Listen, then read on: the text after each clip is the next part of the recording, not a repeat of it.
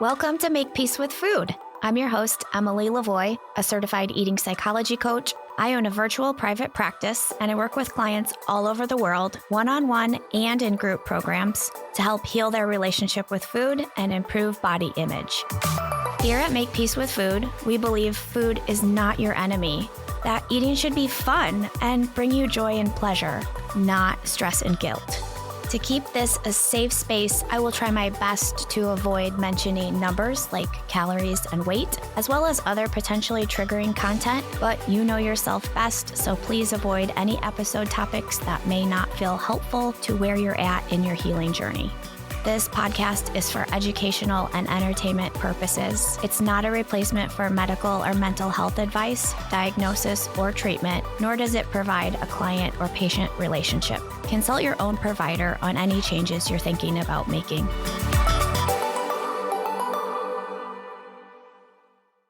Today's episode is brought to you by my one-on-one coaching.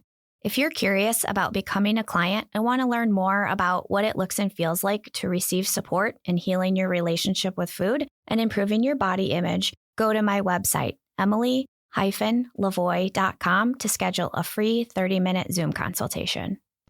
Welcome to episode 27. Before we dive into today's episode topic, which I'm really excited about because I'm going to be talking about a lot of different things, but this term that is super buzzy right now due to GLP-1s like Ozempic or semaglutides, whatever you want to call them, because they go by a bunch of different names, but the buzzy term is food noise. So that's going to be one of our topics of conversation in this episode. Before we dive into that, just a quick update. If you listened to the previous episode, you know I was going to Vietnam to visit one of my best friends from high school. So I'm back from that now, and it was a blast. Vietnam has a special place in my heart. It was never really on my radar, but I would recommend everybody go. It is legitimately like a time capsule. It's like going back in time. And just a little bit of history. I'm just going to try to give you a drop and keep this super small. So Vietnam as a country was at war for 50 years. The U.S. was not involved for that entire time, but they were at war with other countries. The U.S. got involved, and then they were still at war even when the U.S. left. So they were at war for 50 years, but that was only 40 years ago. So they were at war longer than they haven't been at war. And you can really tell they're still digging their way out of the hole, I guess you could say. And yeah, they're just behind, and they are working so hard to get caught up. And it's really interesting to see.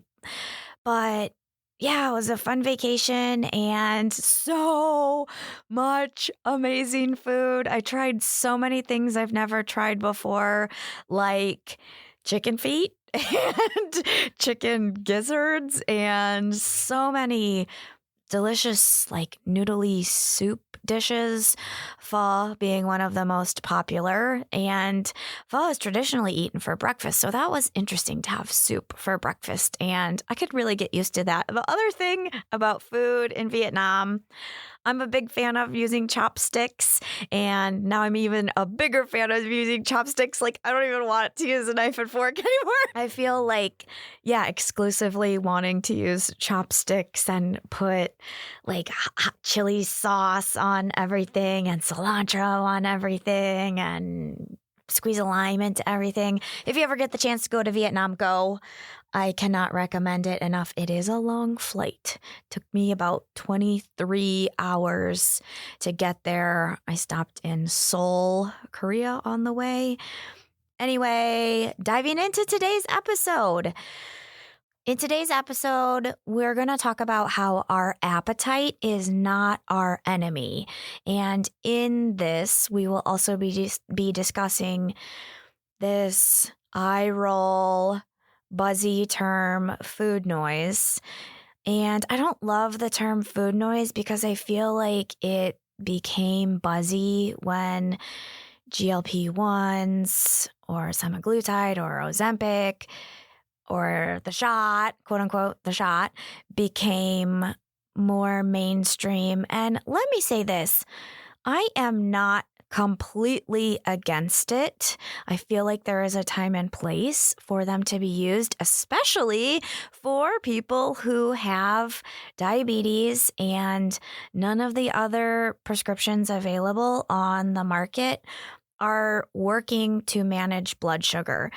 For some reason, Ozempic seems to manage blood sugar amazingly when other pharmaceutical prescriptions are not working. So that is the number one time and place for it. But yeah, okay.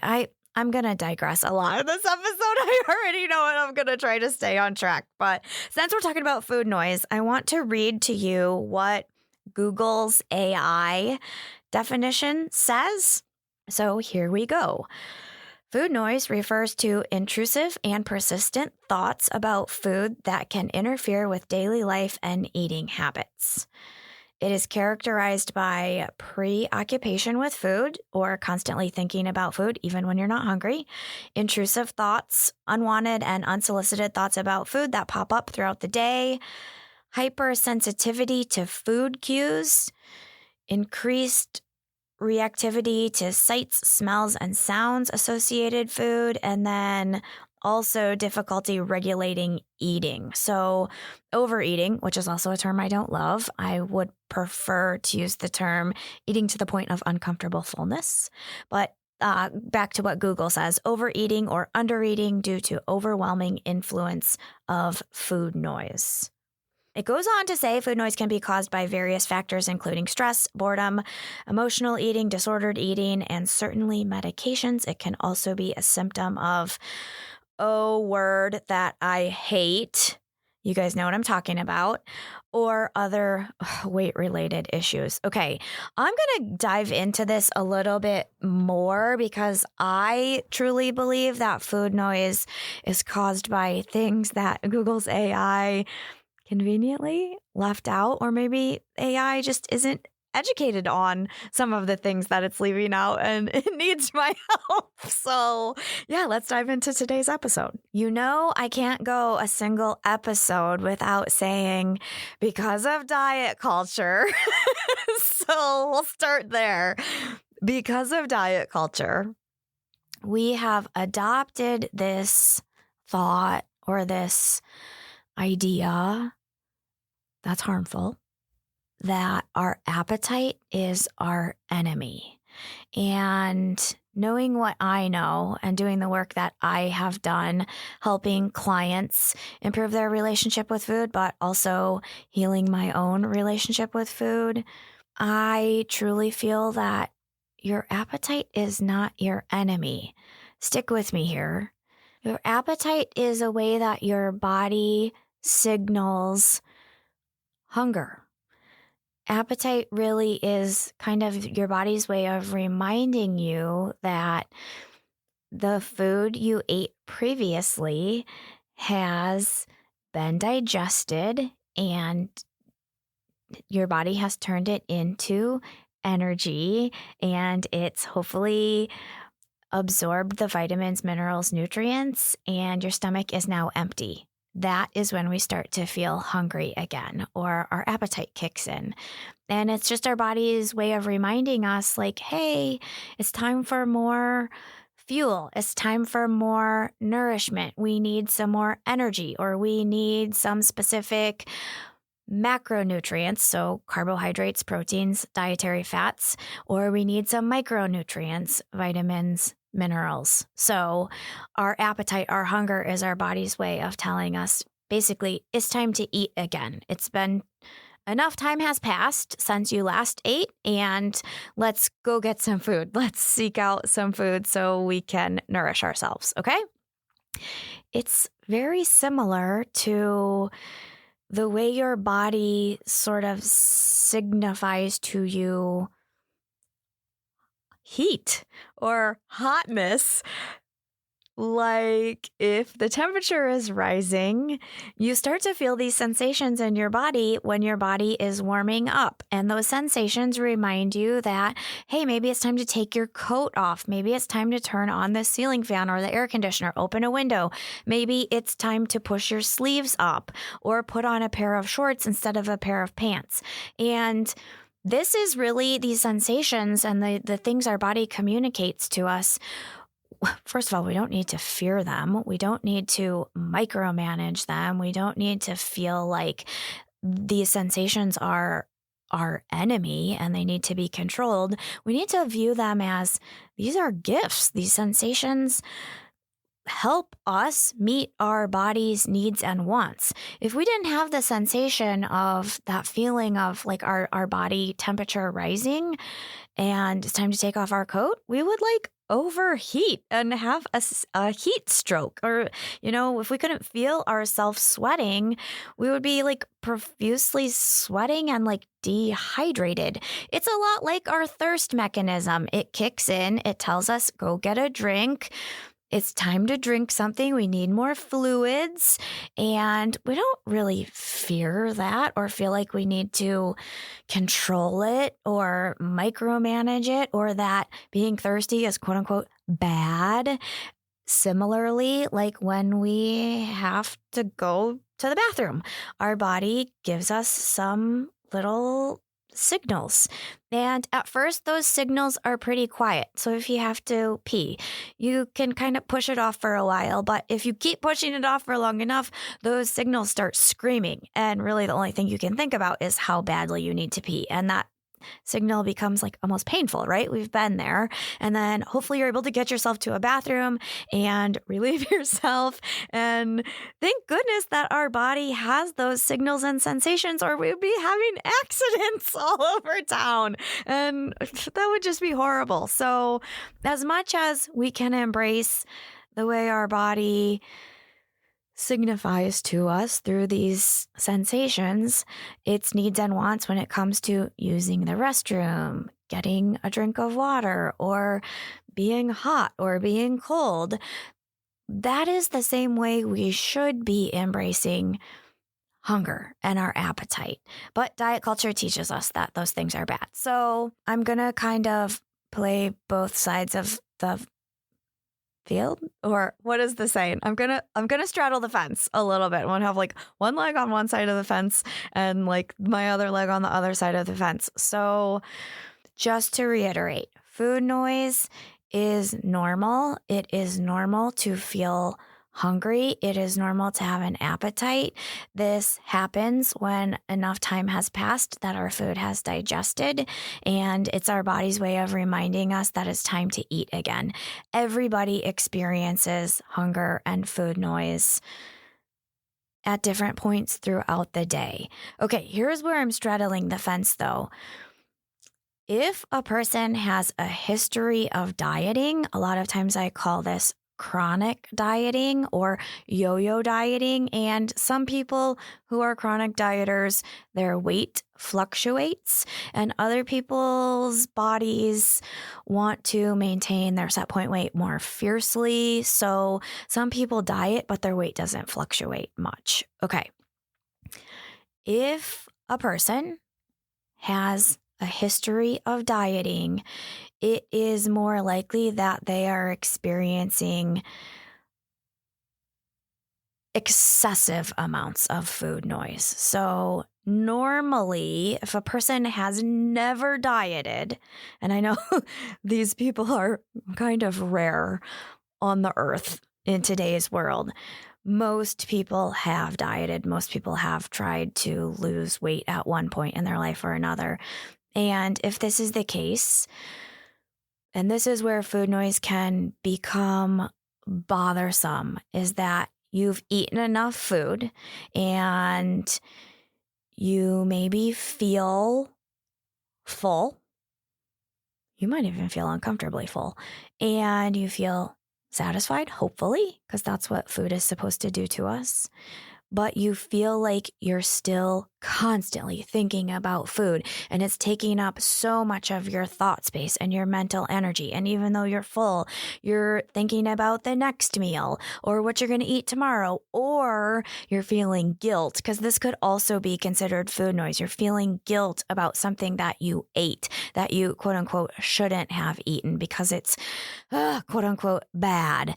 And it just never turns off. And this is what we see with people who have dieted, whether they're currently dieting or maybe they're not necessarily currently following a bunch of food rules, but they have a history of dieting. Because just because a person is not dieting anymore, if they have dieted in the past, they have adopted those thoughts and beliefs about the foods that specific diet labels as quote unquote good or quote unquote bad.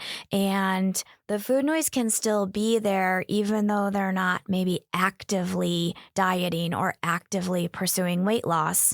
Food noise is still present a lot of times if the person hasn't done the work to heal their relationship with food or make peace with food. So just to circle back to make sure I've covered everything, food noise happens and it's normal and healthy when we experience hunger.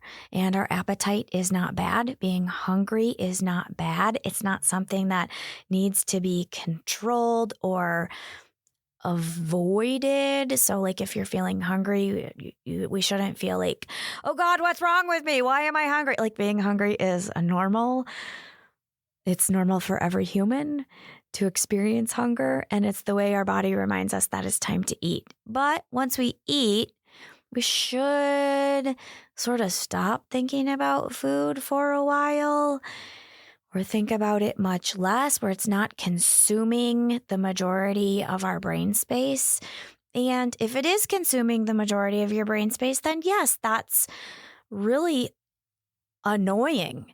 And food, yeah, it's an important thing in our life, but I don't know, kind of in my opinion, maybe food should take up 20-ish% of our waking thoughts, maybe a little bit more if you are a caregiver and you're responsible for feeding other humans like children or a partner, then you have to think about food a little bit more. If you are the person that's doing all of the grocery shopping and the person that's planning the meals, then yeah, you have to think about food a little bit more.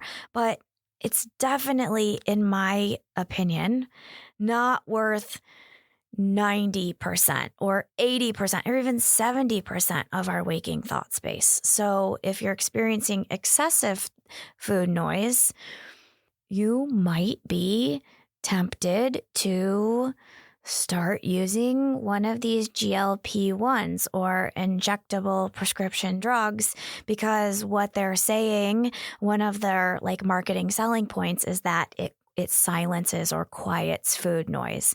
And yes, it does that, but you can also do that by working on your relationship with food. Using the shot to do that is like a Band-Aid. And it's not addressing the root cause of why you have so much food noise. I find it interesting that a lot of people who are against taking prescriptions, like say a person has high cholesterol, high blood pressure, and they're like, oh, I really don't want to take a prescription. I totally understand that. I don't think prescription drugs are bad. I don't think using prescription drugs are bad. Some people would rather go the route of trying to make some lifestyle changes, and I'm supportive of that. Some people make lifestyle changes and it's not impacting their blood sugar or their cholesterol or their blood pressure enough, and they still need to go on the prescription. But okay, I just find it interesting that it seems like a lot of people that are kind of like against prescription drugs or would prefer not to take them are the same people that are like jumping on the GLP-1 bandwagon. And it's like, wait, I thought you were against prescription drugs and now you're like open to using them. And I don't know. I thought that I should add that little sprinkle in there. It's like, oh, you're against prescription drugs in some cases, but maybe like when it, like, I don't know, I'm just like this diet culture thought of like thinness at any cost and thinner is always better. And like there's just this chasing of smallness. It has to stop. It's so harmful. And it's just literally, I know I haven't done an entire episode on GLP-1s yet. I just haven't had the energy yet. And it's such a beast that I would need to probably do 3 or 4 episodes on it. Anyway, I will say, I think it's ironic that this prescription basically mimics or induces the symptoms of literally the most deadly eating disorder that exists on the planet. It's kind of like a prescribed eating disorder. And I'm super concerned about what the long-term effects of this are going to be. If it's causing people to eat less than enough, it's eventually going to cause people to have the same symptoms that people who are struggling with anorexia have due to malnourishment, which is like literally negatively impacting every single organ in the entire human body. Skin, hair, heart, liver, kidneys, digestive system, intestines, they're all at risk. So back to food noise. If you work on healing your relationship with food and making peace with food noise, I'm going to tell you, it doesn't happen overnight. It takes a different amount of time for everybody, but you can heal your relationship with food and silence that overwhelming, non-stop, always there lurking in the background food noise. And you can then move on to have a positive relationship with food where your food noise only shows up when you're hungry and it's time to nourish your body and refuel your body. So to summarize the big takeaways in today's episode, food noise is not bad. And our appetite is not bad. And hunger is not bad. None of these things are our enemy. Food noise can be annoying if it's happening nonstop and you're not able to think about other more useful and fun things. And again, we see this incessant food noise in people who are underfeeding themselves or eating less than enough, probably because they're pursuing intentional weight loss. Or we also see this excessive food noise happening in people who have a history of dieting.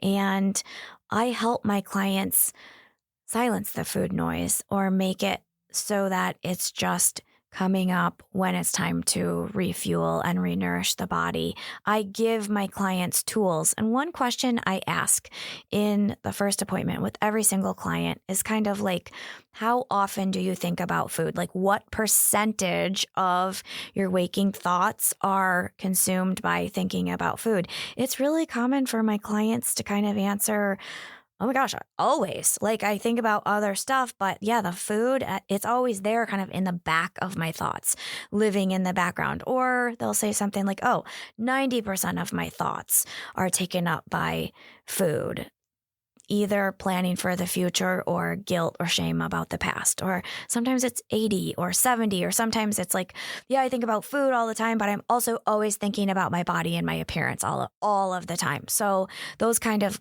go hand in hand together, because typically when we're thinking about food a lot, it's because we are trying to change the size, shape, or weight of our body. But yeah, give people tools. And then towards the end of our work together, I usually ask, previously when we first started working together, how much you're thinking about food, how much food noise you had. And, you answered 90% or 70%. And then when I revisit it, they're always like, oh my gosh, I guess I think about food when I'm hungry, and then I eat, and then I stop thinking about food. And it's not just always there lurking in the background. And it's never about this guilty feeling due to something I've eaten, or, wow, I haven't eaten to the point of uncomfortable fullness in, I don't even remember the last time I was uncomfortably full, because I give them the tools.